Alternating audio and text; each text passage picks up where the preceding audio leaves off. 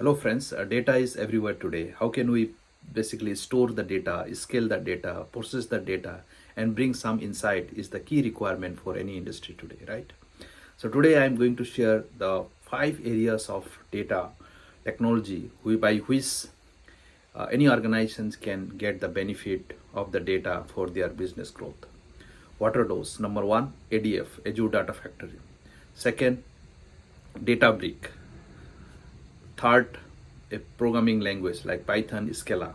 Fourth, Delta Lake, and five, Data Lake. These are the 5 area or 5 components of data technology today, which are playing a very significant role for overall data management. Let me start with Azure Data Lake, Azure Data Factory first, which is a very much prominent tool as far as data integration and orchestration is concerned. It helps to bring the data from different source systems and build a complete data analytical platforms, right? So ADF is a no code, low code orchestration platform by which you can orchestrate the data from one system to another systems and get some insight out of it. Number one. Second, uh, Databricks, which is an unified data analytical platform by which you not only can integrate the data, not only can transform the data, but also you can build some of the machine learning model and get some a deep dive insight out of your data for your business growth and organization growth. The Data Factory, Databricks. Now, third one is Azure, uh, Delta Lake, which is another basically a transactional data management solutions in a big data world. Uh, Azure Delta Lake is an open source storage layer by which you are able to maintain the acid properties of transaction data, which is called atomicity, consistency, durability. So these 4 features of acid properties you can maintain using the Azure Delta Lake, which is very much scalable, highly allow you to manage the version controls, maintain the transactions data, and make sure that you are able to leverage the large scale big data volumes in the Azure Delta Lake for your overall data management challenges to manage. And fourth one is Azure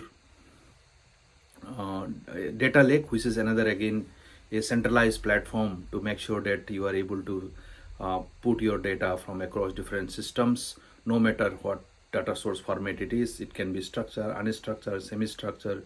You are able to store the data and primarily can manage it by across different stakeholder within the organizations. It has a very good access control feature to make sure that the right user get the right access. It has the feature to horizontally scale the data volumes as you required, right?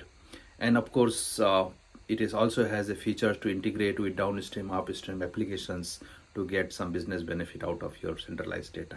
So all in all, very much useful tool, data lake in Azure space, and in general, the concept of data lake is very popular today.